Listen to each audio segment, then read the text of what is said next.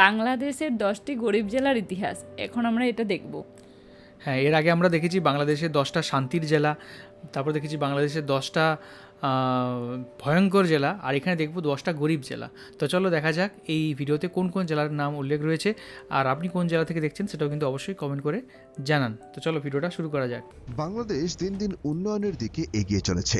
তারপরও বাংলাদেশের এমন কিছু জেলা রয়েছে যারা দরিদ্র সীমার নিচে বসবাস করে। তো বাংলাদেশের পরিসংখ্যান ব্যুরো একটি প্রতিবেদনে বাংলাদেশের সবথেকে গরিব 10টি জেলার নাম উঠে এসেছে। তো আজকের এই ভিডিওতে আমরা জানব বাংলাদেশের সবথেকে গরিব 10টি জেলা সম্পর্কে। এই 10টি জেলার ভিতরে আপনার জেলা আছে কিনা তা জানতে হলে এই ভিডিওটি শুরু থেকে শেষ পর্যন্ত দেখুন। 10 নম্বর অবস্থানে রয়েছে ঠাকুরগাঁও জেলা। বাংলাদেশের সবথেকে গরিব 10টি জেলার মধ্যে 10 নম্বর অবস্থানে রয়েছে ঠাকুরগাঁও জেলা। বাংলাদেশের পরিসংখ্যান ব্যুরো রিপোর্ট অনুযায়ী এই জেলার 100 জন মানুষের মধ্যে 70 জন মানুষ দারিদ্র্য সীমার নিচে বসবাস করে। তাছাড়া এই জেলাতে গরিব মানুষের সংখ্যা অনেক বেশি। ঠাকুরগাঁও জেলাতেই ধনী মানুষের বসবাস খুবই কম। বিশেষজ্ঞরা বলেন যে ঠাকুরগাঁও জেলা পিছিয়ে পড়ার অন্যতম কারণ হচ্ছে প্রাকৃতিক দুর্যোগ। এছাড়া শিক্ষার অভাব এবং স্বাস্থ্য সমস্যা তো রয়েছেই। তাছাড়া এই জেলাতে কর্মসংস্থানের পরিমাণ অনেক কম। যদি এই জেলার মানুষগুলোর জন্য কর্মসংস্থানের ব্যবস্থা করা যায় তাহলে তারা এই পরিস্থিতি থেকে পরিত্রাণ পাবে। অতঃপর 9 নম্বর অবস্থানে রয়েছে নীলফামারী জেলা। বাংলাদেশের সবথেকে গরিব 10টি জেলার মধ্যে 9 নম্বর অবস্থানে থাকবে নীলফামারী ডিস্ট্রিক্টের। বাংলাদেশের পরিসংখ্যান ব্যুরো রিপোর্ট অনুযায়ী এই জেলার 100 জন মানুষের মধ্যে 78 জন মানুষ দারিদ্র্য সীমার নিচে বসবাস করে। এই জেলাটি অর্থনৈতিকভাবে এবং টেকনোলজির দিক দিয়ে অনেক পিছিয়ে রয়েছে। বিভিন্ন রিপোর্ট বলছে এই জেলায় 100 জন মানুষের মধ্যে 30 জন মানুষ ইন্টারনেট ব্যবহার করে থাকে। এই জেলাটি পিছিয়ে থাকার কারণ হচ্ছে জেলাটিতে কর্মসংস্থানের অনেক বেশি অভাব। দুর্যোগপ্রবণ জেলাটিতে মানুষের হাতে সব সময় কাজ থাকে না, এবং যে সময় কাজ থাকে সেই সময় মজুরি অনেক কম থাকে। এসব কারণে অর্থনৈতিক দিক থেকে এই জেলাটি অনেক পিছিয়ে রয়েছে। তবে আশা করা যাচ্ছে কয়েক বছরের মধ্যে নীলফামারী জেলা তার সমস্যা কাটিয়ে বাংলাদেশের ধনী জেলার লিস্টে চলে আসবে। এরপর 8 নম্বর অবস্থানে রয়েছে গাইবান্ধা ডিস্ট্রিক্ট। বাংলাদেশের সবচেয়ে গরিব 10টি জেলার মধ্যে 8 নম্বরে রয়েছে গাইবান্ধা জেলা। গাইবান্ধা জেলাটি বাংলাদেশের অন্যান্য জেলার তুলনায় অর্থনৈতিক দিক দিয়ে অনেক বেশি পিছিয়ে। তাছাড়াও বাংলাদেশের অন্যান্য জেলার তুলনায় এই জেলার মানুষের সংখ্যা অনেক বেশি। বাংলাদেশ পরিসংখ্যান ব্যুরো রিপোর্ট অনুযায়ী এই জেলাতে 100 জন মানুষের মধ্যে 76 জন মানুষ দরিদ্র সীমার নিচে বসবাস করে। তাছাড়া এই জেলাটিতে ধনী মানুষের সংখ্যা খুব কম। বাংলাদেশের অন্যান্য জেলার মানুষেরা যে সকল সুবিধা পেয়ে থাকে এই জেলার মানুষগুলো ওই সকল সুযোগ সুবিধা তেমন একটা পায় না। বিভিন্ন রিপোর্ট বলছে এই জেলাতে 100 জন মানুষের মধ্যে 44 জন মানুষ শিক্ষিত হয়ে থাকে। এটি যেমন অর্থনৈতিক দিক থেকে পিছিয়ে আছে, ঠিক তেমনি শিক্ষার দিক থেকেও পিছিয়ে আছে। দুঃখজনক বিষয়টি হচ্ছে জেলার 100 জন মানুষের মধ্যে মাত্র 25 জন মানুষ ইন্টারনেট ব্যবহার করে থাকে। তবে বাংলাদেশ সরকার এই jelaটির ডেভেলপমেন্ট করার জন্য চেষ্টা করে যাচ্ছে। আশা করি খুব দ্রুত এই জেলাটি পরলোক জেলা লিস্টে জায়গা পাবে। এরপর 7 নম্বর অবস্থানে রয়েছে লালমনিরহাট ডিস্ট্রিক্ট। বাংলাদেশের সবচেয়ে গরিব 10টি জেলার মধ্যে 7 নম্বরে থাকবে লালমনিরহাট। এই জেলাটি রংপুর বিভাগের একটি প্রশাসনিক জেলা। অর্থনৈতিক দিক দিয়ে এই জেলাটি বাংলাদেশের অন্যান্য জেলা থেকে অনেক বেশি পিছিয়ে রয়েছে। লালমনিরহাট জেলাটিতে অনেক দরিদ্র মানুষ বাস করে। বিশেষ করে এই জেলাতে বেকারের সংখ্যা অনেক বেশি। বাংলাদেশ পরিসংখ্যান ব্যুরো রিপোর্ট অনুযায়ী এই জেলাতে প্রতি 100 জন মানুষের মধ্যে 70 জন মানুষ দারিদ্র সীমার নিচে বসবাস করে। বাংলাদেশের অন্য সকল জেলা এখনো পর্যন্ত ডিজিটাল হতে পারলেও এই জেলাটি ডিজিটাল হতে পারেনি। অবশ্যই কমেন্ট করে জানাবেন আপনার জেলাটি কি ডিজিটাল জেলা। এই জেলাতে 100 জন মানুষের মধ্যে কেবলমাত্র 15 জন মানুষ ইন্টারনেট ব্যবহার করে থাকে। এই জেলাটি অর্থনৈতিক দিক থেকে যেমন পিছিয়ে রয়েছে তেমনি ডিজিটালাইজেশনের দিক থেকেও পিছিয়ে রয়েছে। তবে আশা করা যাচ্ছে বাংলাদেশের অন্যান্য জেলার যেমন উন্নতি হচ্ছে এই জেলায় খুব দ্রুত উন্নতি হবে। 6 নম্বর অবস্থানে রয়েছে শরীয়তপুর ডিস্ট্রিক্ট। বাংলাদেশের সবথেকে গরিব 10টি জেলার লিস্টে 6 নম্বর অবস্থানে থাকবে শরীয়তপুর জেলা। এই জেলা হচ্ছে ঢাকা বিভাগের একটি প্রশাসনিক অঞ্চল। জেলাটিতে গরিব মানুষের সংখ্যা অনেক বেশি। এই জেলাতে খুব কম মানুষ রয়েছে যারা নিজের বেসিক চাহিদাগুলো পূরণ করতে পারেন। এই জেলাতে পর্যাপ্ত পরিমাণ কাজের ব্যবস্থা না থাকার কারণে এই জেলার বেশিরভাগ মানুষ বেকার বসে থাকে।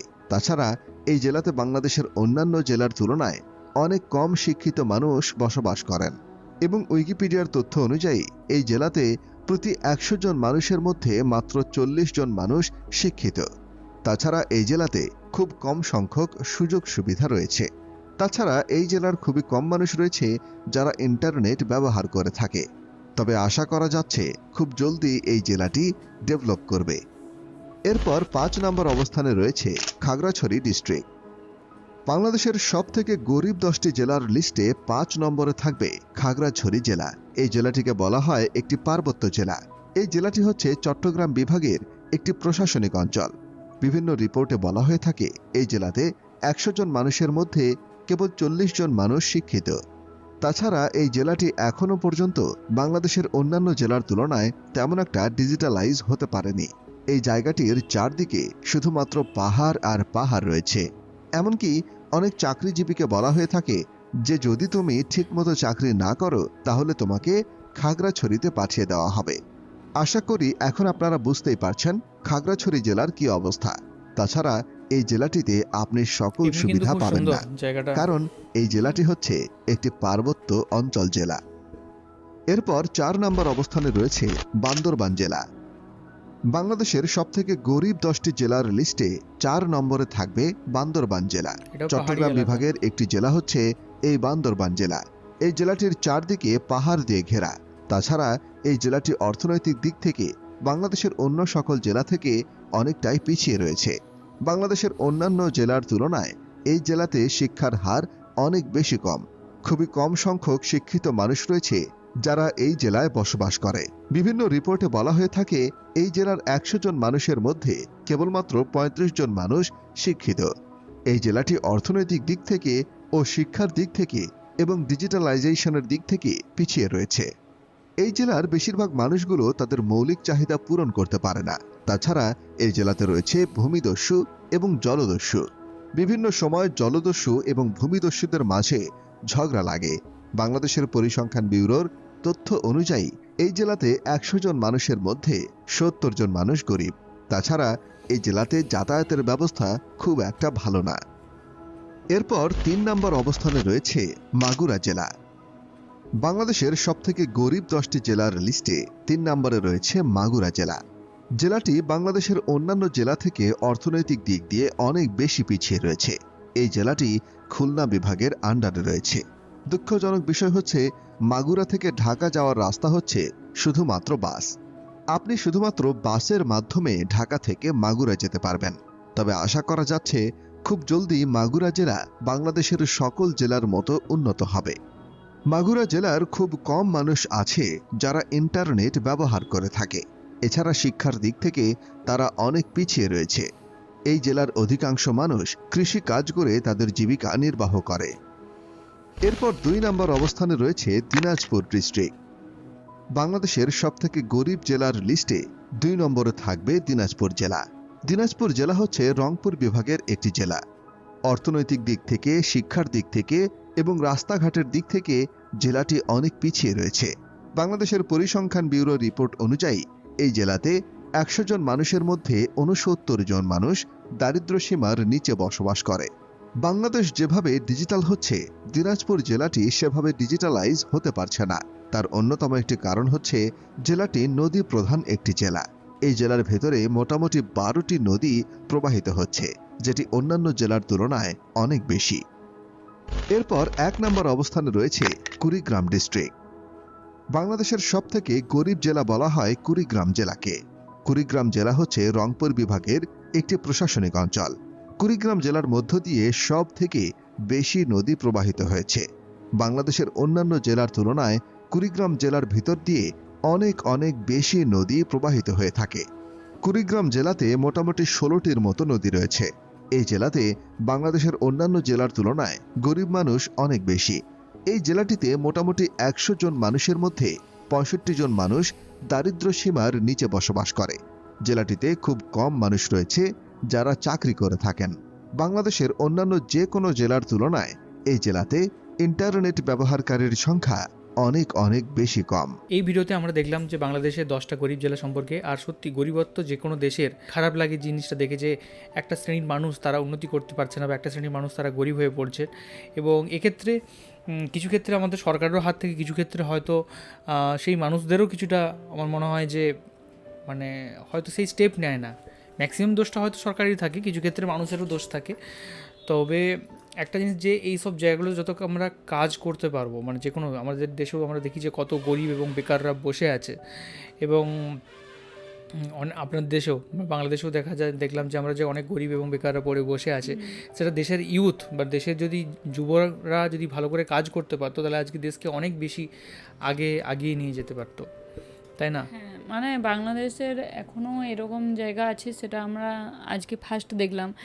আর কোনো না কোনো জায়গায়, সমস্ত জায়গায় এরকম অনুন্নত জায়গা থাকে যেখানে শিক্ষার আলো পৌঁছায় না, যেখানে সমস্ত সুযোগ সুবিধা নেই। মানুষ এখনও অনেক মানুষই অনেক কষ্টে আছে, কিন্তু আমরা চাইবো যে সেখানেও তাড়াতাড়ি করে সবাই শিক্ষার সুযোগ পাক, আর সেখানে যথেষ্টভাবে মানে তাদের যেন খাওয়া পড়ার যেন কষ্ট না হয়, ঠিকঠাক যাতে সমস্ত সহযোগিতা পায়, তাড়াতাড়ি করে দেশ উন্নত হয়ে যায়। তাহলে একটা যদি মানে পুরো যদি বাংলাদেশে উন্নত হয়, কোনো কোনো জায়গায় যদি অনুন্নত থেকে যায়, তাহলে তাও হচ্ছে পুরো দেশেরই সেটা ক্ষতি, যে একাংশ তারা শিক্ষার আলো পায়নি, ঠিকঠাক করে তারা সমস্ত সুযোগ সুবিধা পায়নি। তার জন্য আমি চাইবো যে সেখানে তাড়াতাড়ি করে সমস্ত সুযোগ সুবিধা হোক, সবাই যেন ঠিকঠাক সুযোগ পায়, চাকরিরও যেন সুযোগ পায়, অনেক বেশি কর্মসংস্থান বাড়ে। আর যারা ছোট ছোট বাচ্চা হবে তারা যেন ঠিকঠাক করে লেখাপড়ার সুযোগ পায়, তাহলেই দেশ উন্নত হবে। সবাই উন্নত হলেই দেশ উন্নত হবে। একদমই তাই, সবাই উন্নত যদি হয় তাহলেই কিন্তু একদম আমাদের দেশ উন্নত হবে, আর তাহলে কিন্তু সবাই কিন্তু ভালো থাকবে। তো এই ছিল আজকের video. Thank you so much আমাদের ভিডিও দেখার জন্য। আর কোন ভিডিওর উপর আমরা রিয়েক্ট করতে পারি আর সেটা কমেন্ট করে জানাবেন।